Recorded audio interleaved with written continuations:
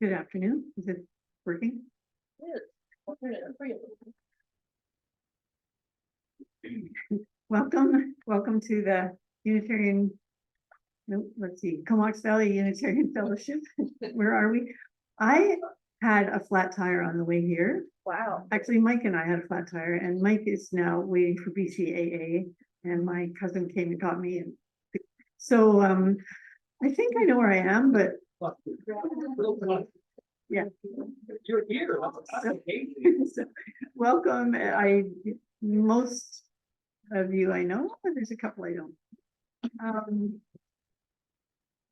We're going to have some announcements in a minute, but before we have the announcements, please greet your neighbor and maybe greet somebody you haven't met before even, or haven't talked to very often.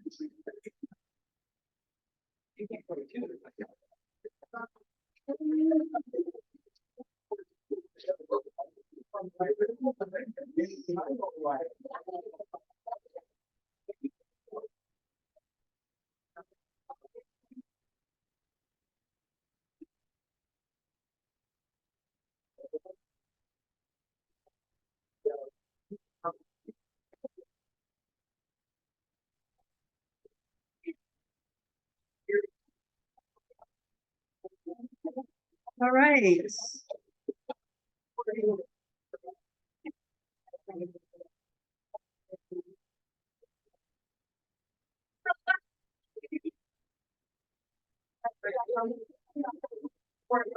And please take your seats.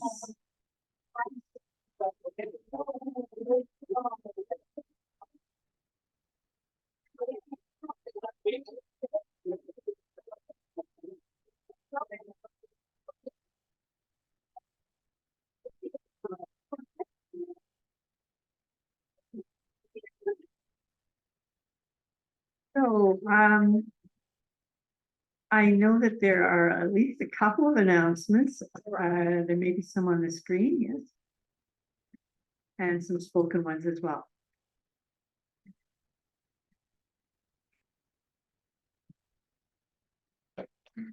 Barbara and Heather. Yeah. Want me to read the announcements or if I want to get To the reconciliation book. Here's another book to read. There's always another book to read. Yeah. Steve Heather. Hey. The book coming up is Daughters of the Deer. We won't be having a discussion on it. It's something for you to read over holiday, and it's due somewhere around the 29th, 28th.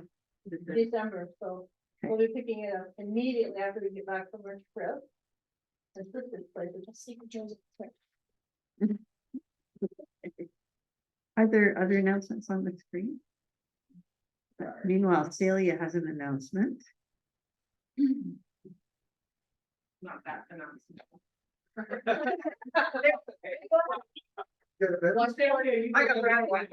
I gotta get announced. So it's not a competition of the announcement.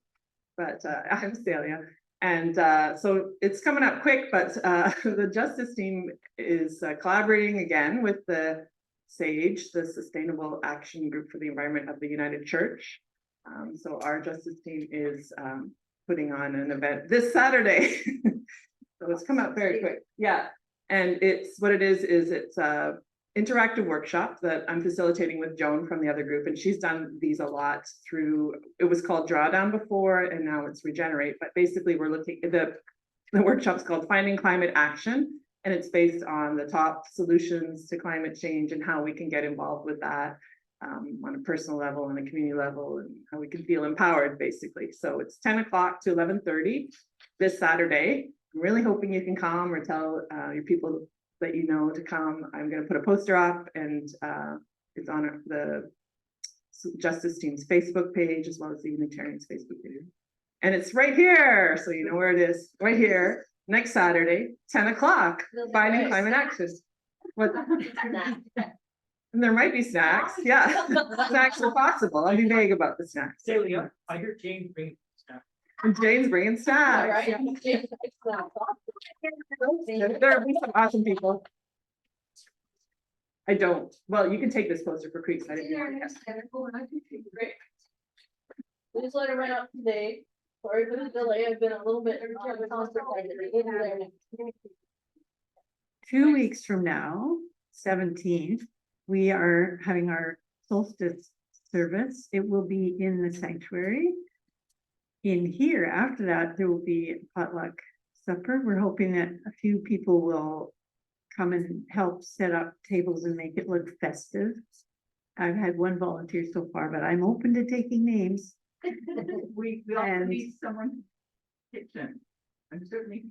We need a kitchen because some of manager. the people who do that normally are involved in them. Can you go back? Yeah. So if you always wanted to learn the kitchen, now would be the. Well, There are instructions, there are posted here. Yeah. And you can encourage all your friends to show up too. Okay.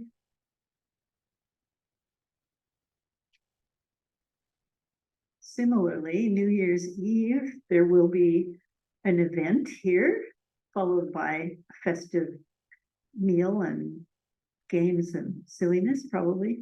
And we're going to celebrate New Year's Eve, New Year's Day, whatever, midnight in, let's see, Winnipeg time, shall we say?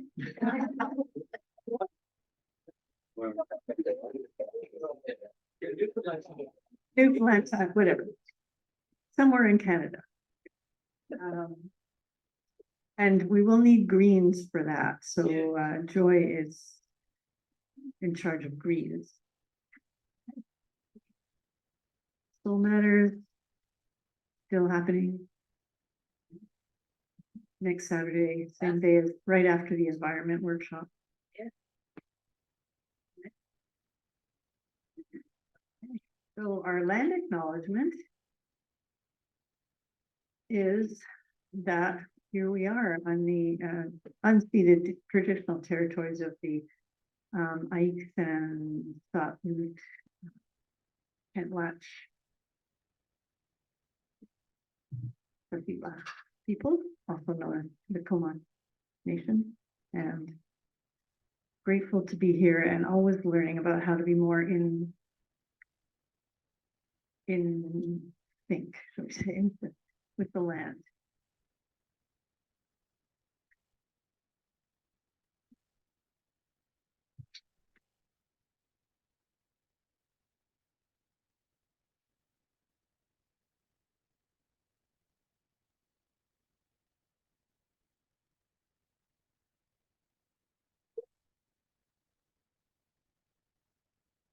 The particularly dark matches, yes. It's a particularly dark time of the year. We need all the light we can get. And this light is a light that we often acknowledge in our Unitarian Universalist circles, the light of truth, the warmth of community, and the fire of commitment. Sorry, we're making This whole thing's a production.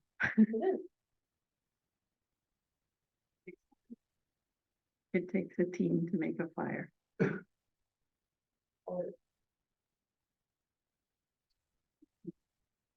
Let's sing together Bright Morning Star. If you're looking at hymn books, the Gray Hymn Book is number 357.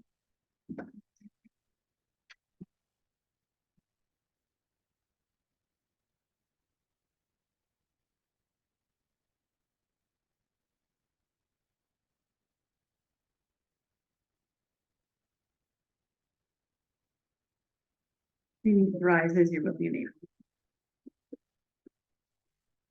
357.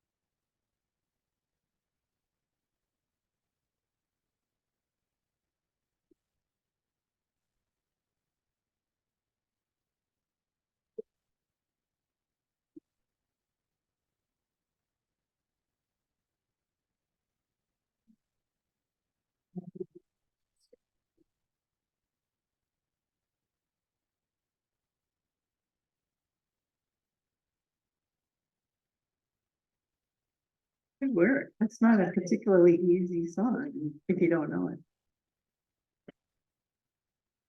It's our custom to acknowledge joys and sorrows that have happened or are happening in our lives by dropping a stone into the water and sharing our collective ups and downs and important aspects of our lives with each other. Please come forward if you would like to share a joy or a concern, and please tell us your name and use the microphone.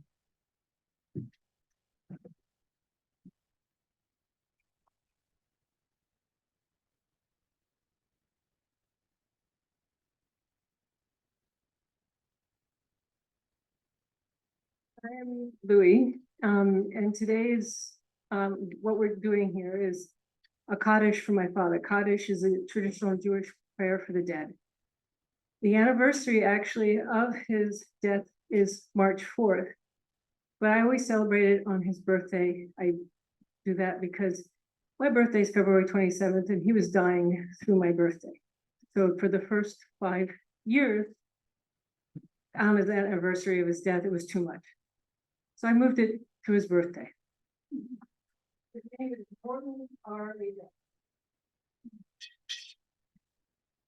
And so we're all going to do the Kaddish. And anyone else who's familiar with either the transliteration of Hebrew, I have no copies. I know that these folks are. So you want to get in the middle because your Hebrew is probably better than I don't know. Okay. Okay, if you hear different vowels between us, that's perfectly awesome and all right, because that comes from two sections of language.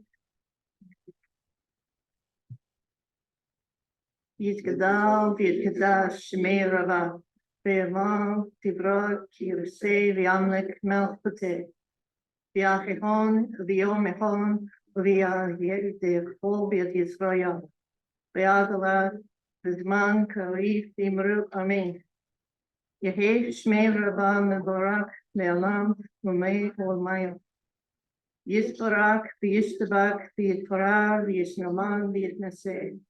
V'yisadar V'yitalev V'yisalal Shmei V'yishal Brifu. V'hil min kol V'ychosov V'yroso. Tushkachata V'nechemata Da'imin man V'yalmal. V'imru Amen. Yehi Shleman V'alavar. Shmim Shman V'chayim, Olenu, V'kol Yet Yisrael, V'imru, Amen. Oseh Shalom B'mrav, Kuyaseh Shalom, Olenu, V'kol Yisrael, Timaru, Ami.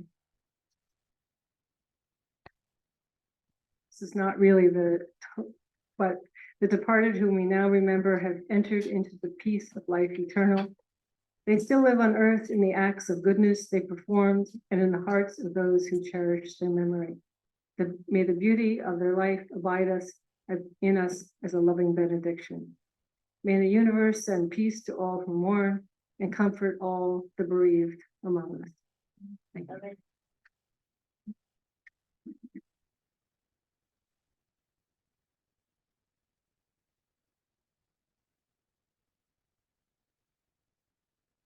I am really, really happy and I'm really, really tired.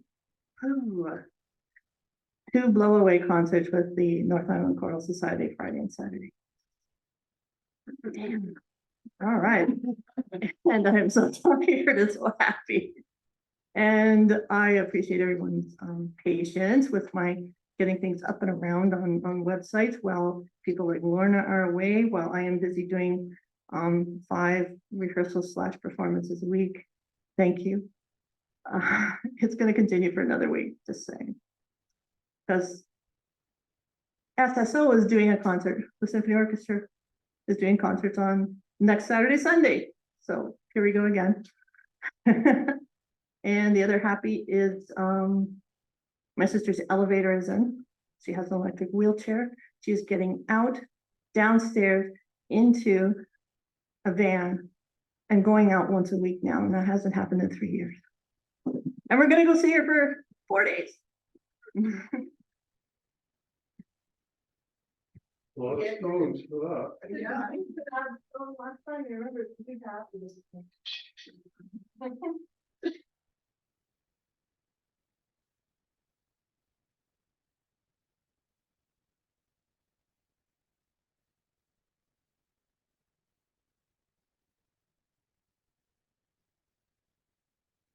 I'm Barbara, and a stone of joy. Niece of mine escaped to safe housing with her children from an abusive situation, and they are settling in and doing well.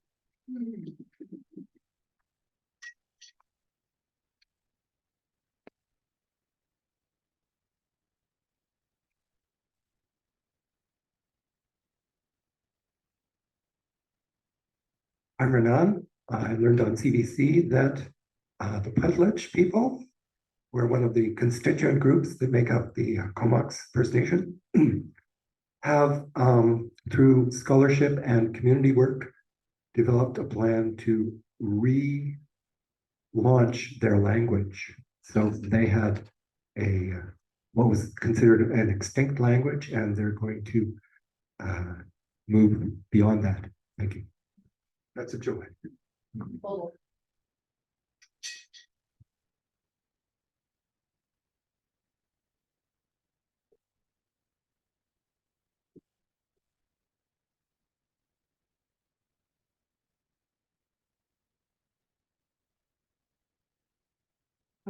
That's a stone of joy and sorrow for the life of a niece of my husband who died recently after all of her 28 years as a person with severe disabilities. So there will be a celebration of her life next week. And I'll put one more in for joys and sorrows held, but not necessarily spoken of today. Just to know that we hold one another and we all need each other.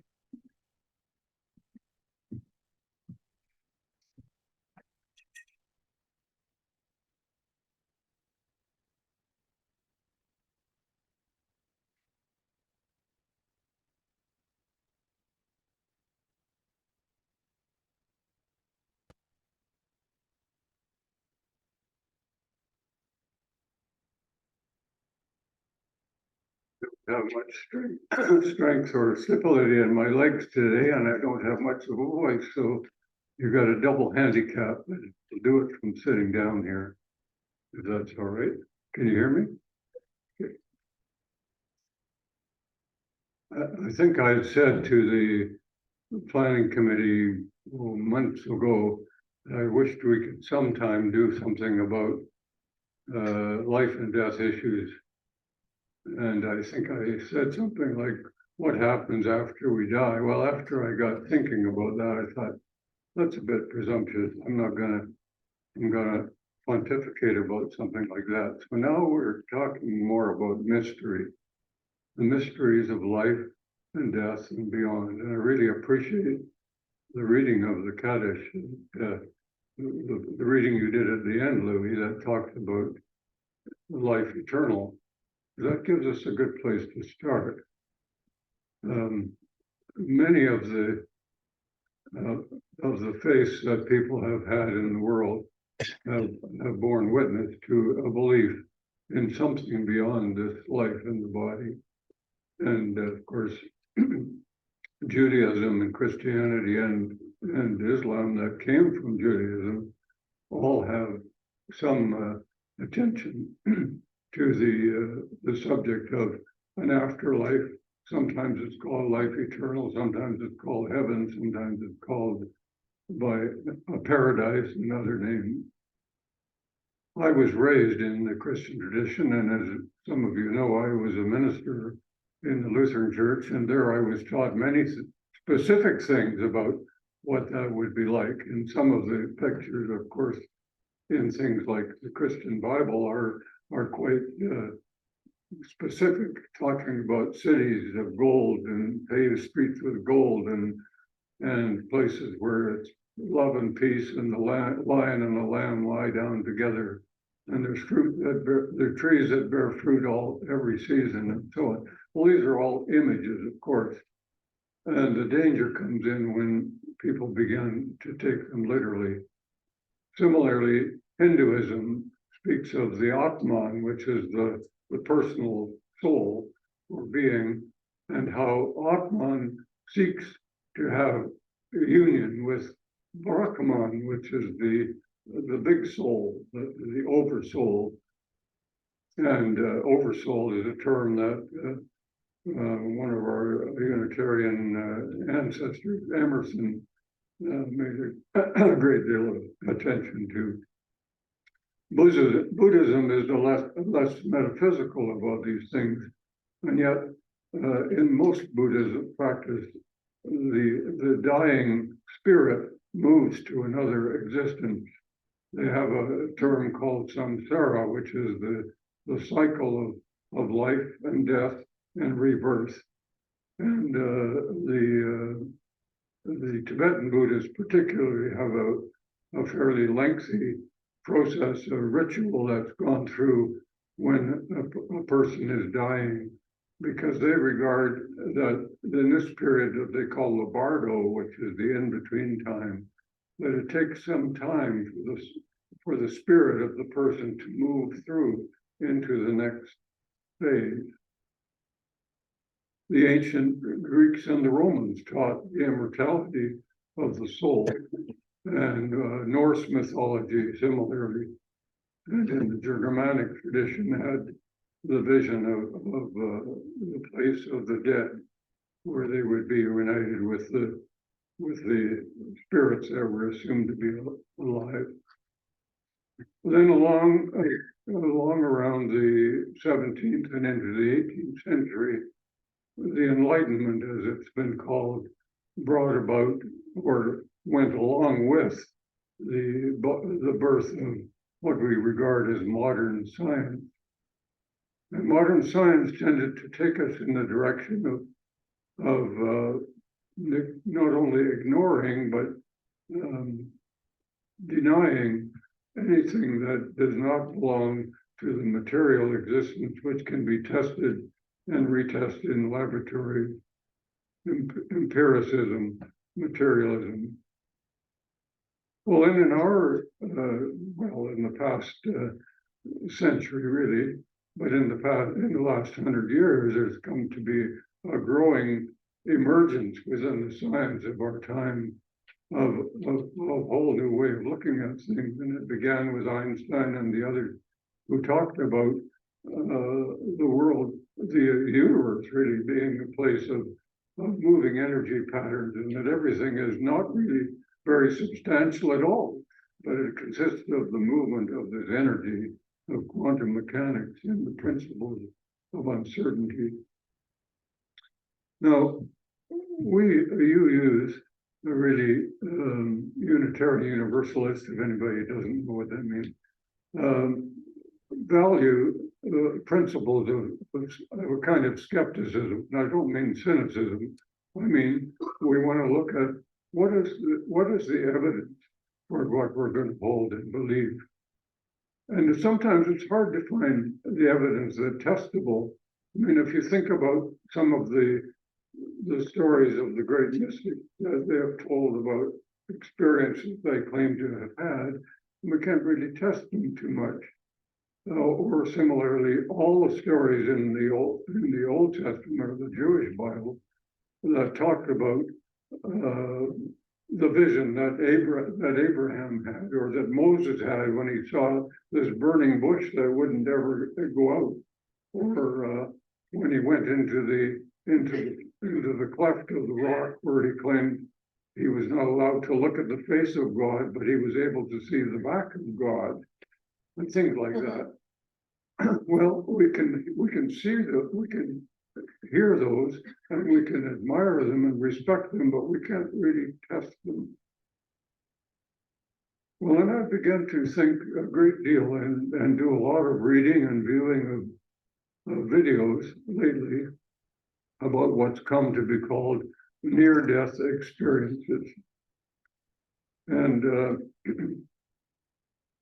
this was paid attention to by Dr. Elizabeth Kubler-Ross, who wrote the Principles of Death and Dying and the Stages of Grief around that, and by particularly Dr. Raymond Moody, who's written several books as he examined the stories that people told him, and then about Dr. Jeffrey Long, and particularly Dr. Bruce Grayson. We're going to see a little clip of Bruce Grayson later on. But he and his partner established something called the Near-Death Experience Foundation, which they continue to carry on research. And they have interviewed literally thousands of people who have had these experiences and looked at the similarities. Dr. Grayson defines that this way, where we've got, yeah. He defines the near-death experience as a lucid experience associated with perceived consciousness apart from the body, occurring at a time of actual or threatened imminent death. And I have been looking particularly at another neurosurgeon named Dr. Eben Alexander, who was a specialist in brain treatment, and then he himself contracted a very severe infection of what it was described as an E. coli-based encephalitis. And he was in a coma for 7 days, in which he was not breathing on his own. He was not fed on his own. It was like he was gone. And he claims that in that experience, and according to the doctors who were treating him, many of them over those 7 days, his cortex, his neocortex, was not functioning at all.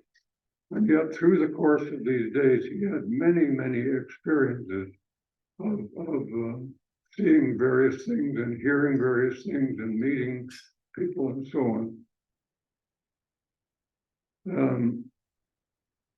Dr. Grayson's group has drawn together a list of common characteristics of near-death experiences. Excuse me, I forget that water.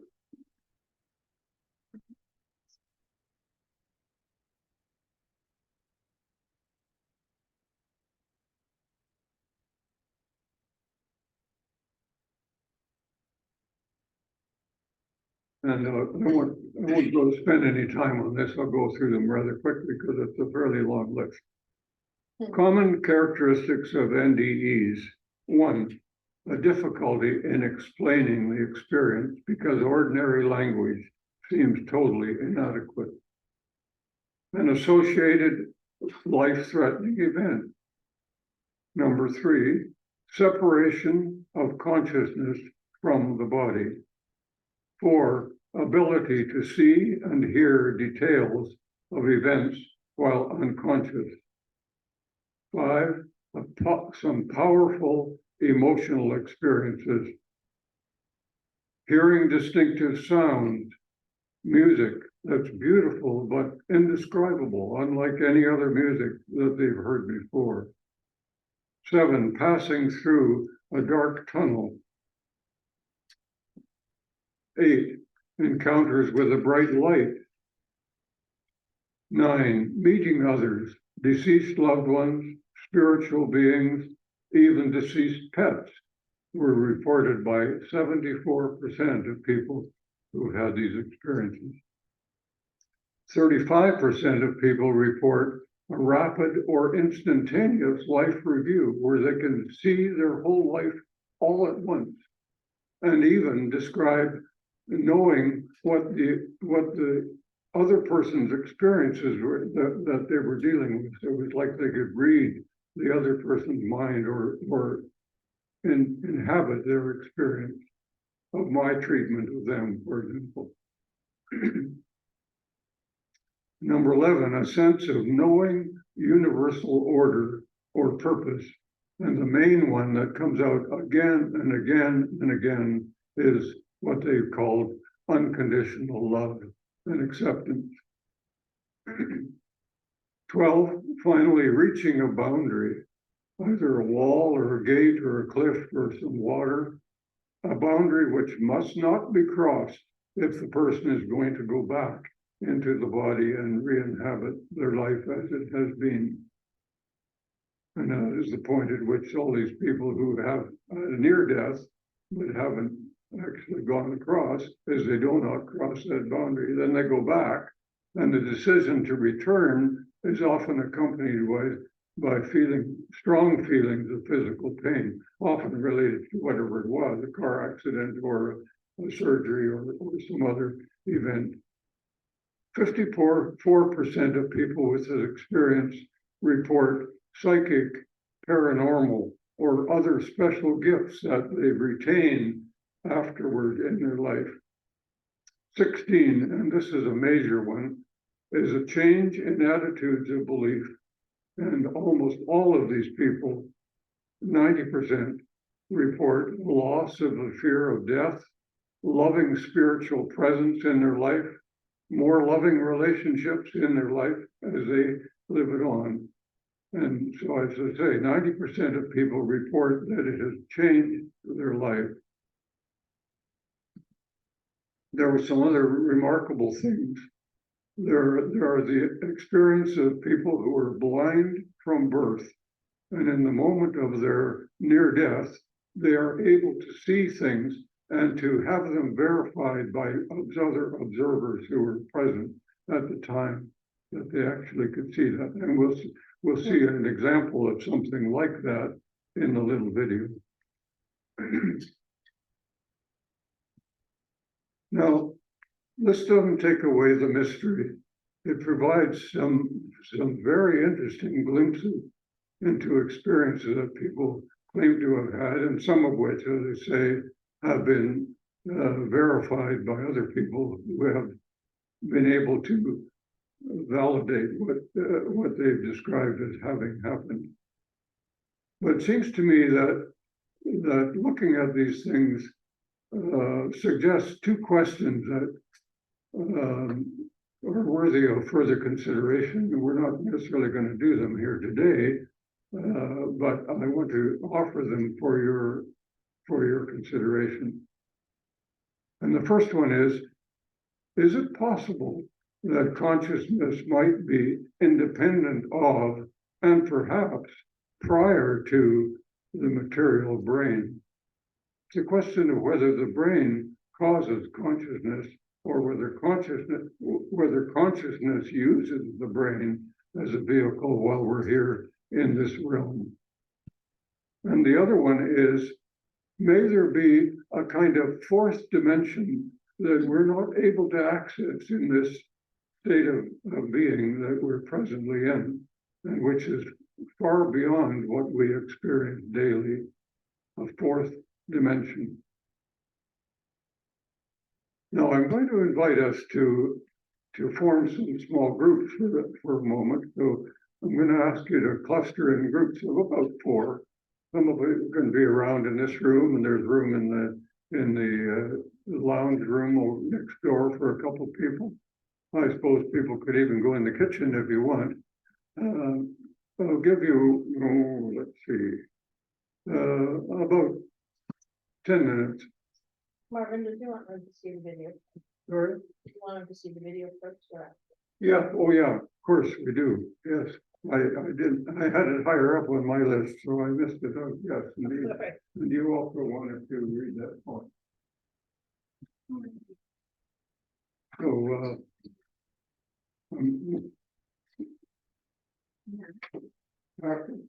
Do you have it?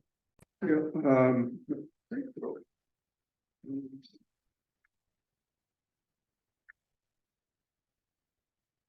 Yeah, here it is. Well, I read it, or you want to- This is a poem by Mary Oliver, who many of you know and love. Very small print here. Truly, we live with mysteries too marvelous to be understood. How grass can be nourishing in the mouths of the Lamb. How rivers and stones are forever in allegiance with gravity, while we ourselves dream of rising. How 2 hands touch, and the bonds will never be broken. How people come from delight or the scars of damage to the comfort of a poem. Let me keep my distance always from those who think that they have the answers. Let me keep company always with those who say, look, and laugh in astonishment and bow their heads. So we'll have a look at the little video, and then I'll come back to the subject of dividing.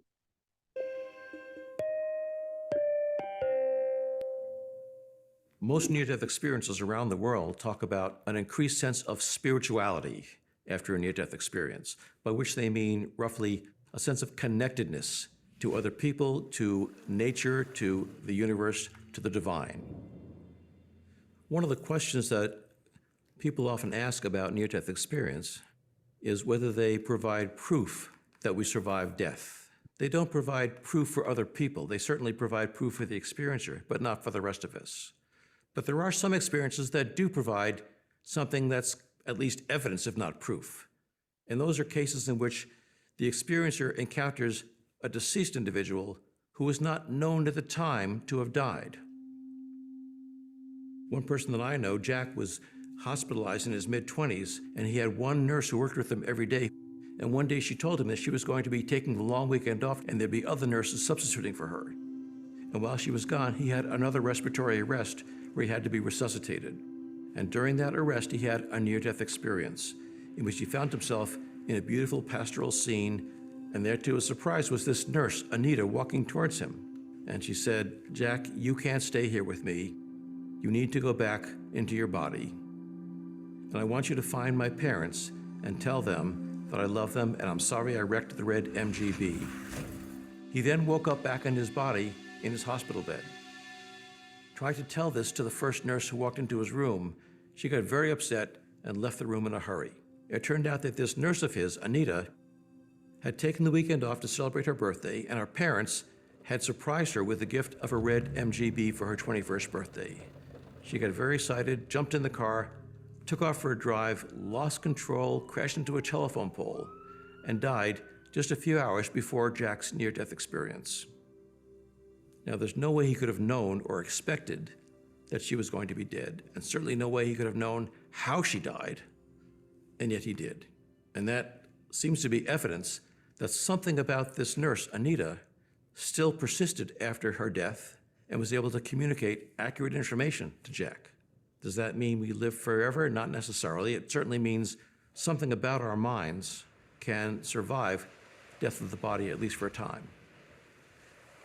Virtually every near-death experiencer that I've talked to has said without any doubt in their minds that we do continue after death. No matter how they describe their NDE, they describe having existed without their physical bodies, when their physical bodies were essentially dead, and yet they were feeling better than ever. There's got to be more to the world than just the physical realm to explain these events. I think the ultimate question raised by near-death experiences is, what are we as human beings? Are we just physical machines? Are we spiritual beings? Are we some amalgam of both? I don't know the answers, but now I'm much more comfortable with not having the answers. I think the important part of near-death experiences is what they tell us about this life we're in now, that we're all interconnected, that we aren't individual people, but we're part of something greater. Get smarter, faster with videos from the world's biggest thinkers. I think there's more. There was just a little commercial in the middle, I think. Good, okay. And to learn even more from the world's biggest thinkers, get Big Think Plus for your business. That's at the end. Oh, that is the end. Sorry. I think I was in another little video that he'd made he told a story that I would like you to know about. He says that he had an experience where he was treating someone as a surgeon, and he was called out. He was called out into the other room to go and meet with the family members, and he had a lab coat on. And I have to back up. Before he went in to do the surgery, he had been in the cafeteria in the hospital, and he'd spilled a bit of ketchup on his tie. He had a pinstripe tie, ketchup on it. He covered it up with a lab coat, went in and did the work, went out to meet with the family, and he came back, and the person was coming back from her being in the coma. And she said, I saw you just now. And Dr. Grayson said, well, yeah, I mean, I was right here, but you were in a coma. No, I don't mean here. I mean out there. She said, you were talking to someone.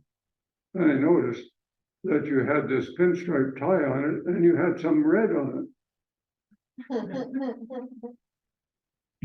Anyway, that wasn't in the video, but it was very interesting. What I want you to consider in little groups is, what do you make of this stuff that you've been seeing and hearing about? Can you imagine existence on a non-material plane?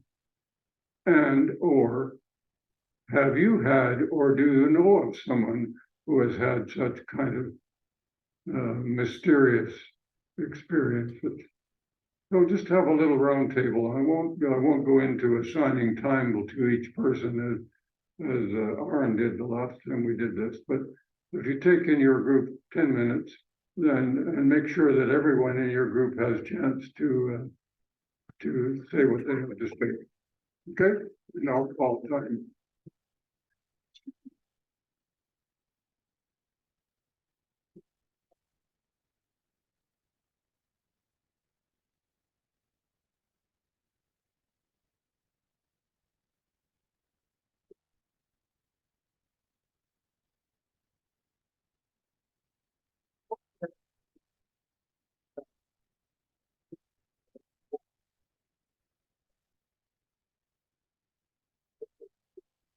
I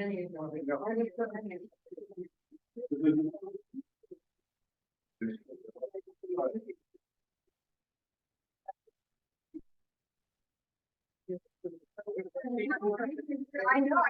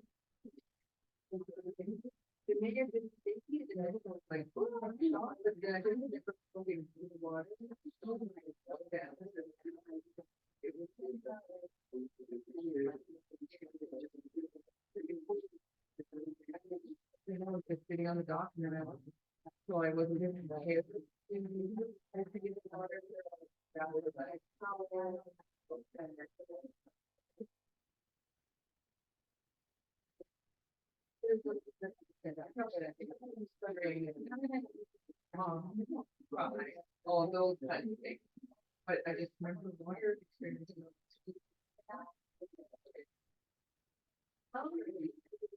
And I don't know, obviously I got to make it great. I mean, I did, proposal for them, I don't know if it's that big, one of the things you guys want to do. Anyway, they're one. How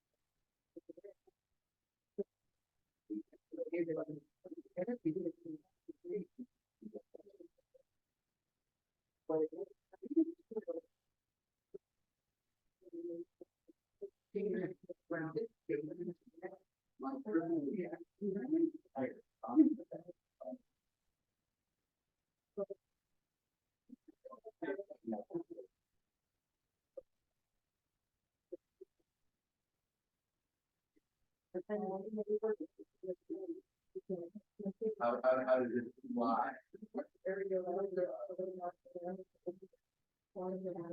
I don't need it for my own comfort. I mean, I can.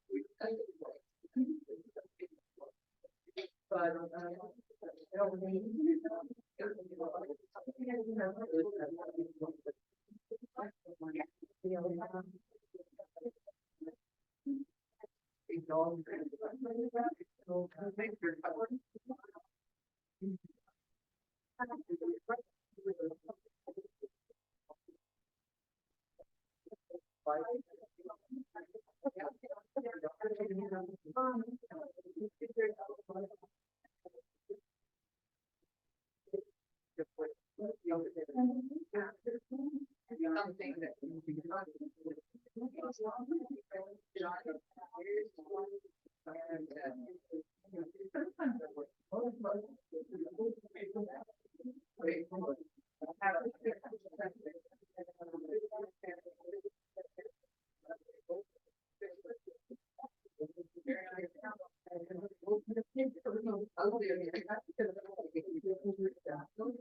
One is very small.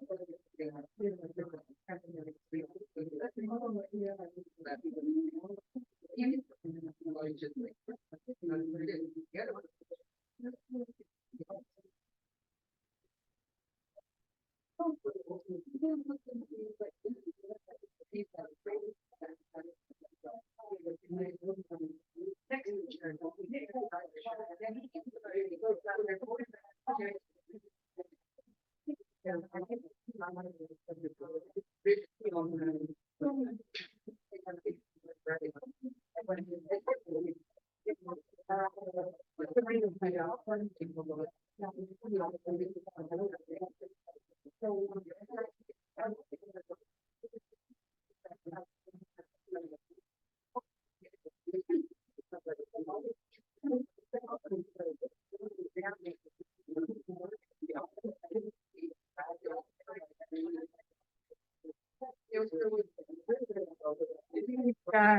Wrap up the conversation you're having now.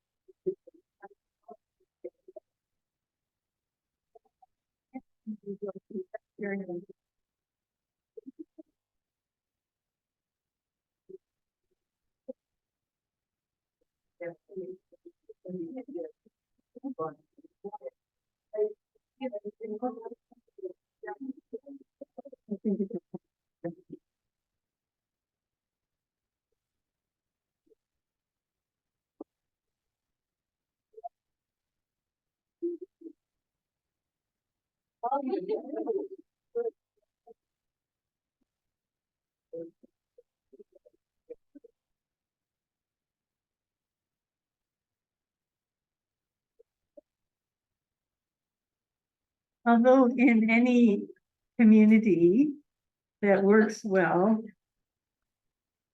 each person who is here is a gift in themselves to the community. And the community also needs our gifts of time and money. So, as you are able to, I know that a lot of us make our contributions through the office, so to speak. Any extra contributions that come in today will be shared with the caravan. And also, of course, there's always those volunteer opportunities that were mentioned about, particularly the next two Sundays that we meet, the 17th and the 31st, and a whole lot of others as well. My pitch to you is that if there's anything about being with this group, about sharing these ideas that lights you up, you are sharing your energy with us in very generous ways, in so many generous ways, that I just have to say thank you. If there is anything that lights you up, we would really appreciate your contribution. Thank you.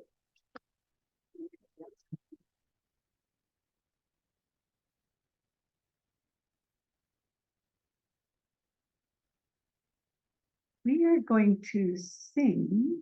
I bet we don't have the books. Is it on our screen? Where do we come from? The words are on the screen. First one. Okay. The choir sang it, now we're all going to sing it. And if you feel inclined to make a round of it, go for it.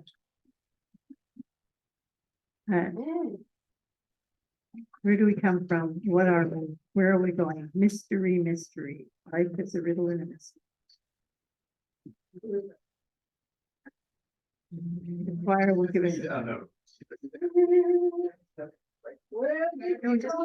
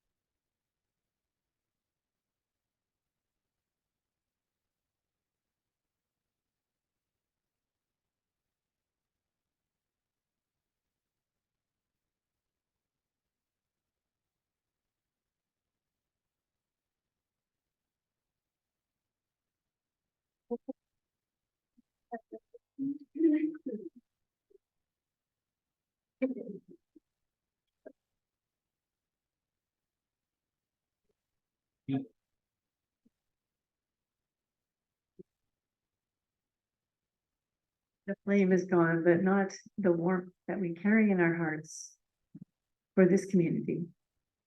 May it be so. Let's join in a circle and sing Carry the Flame.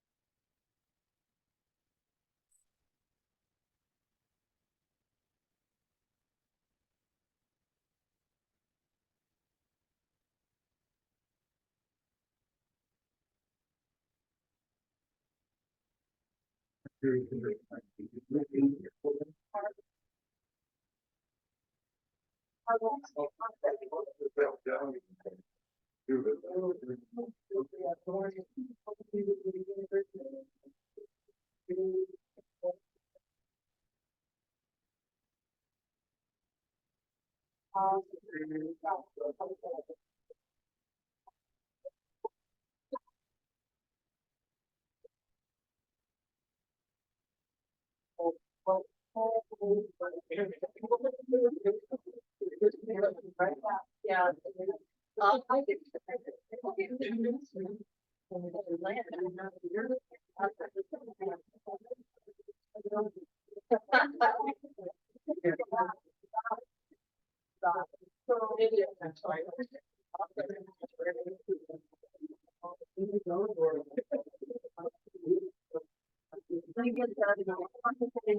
Alrighty.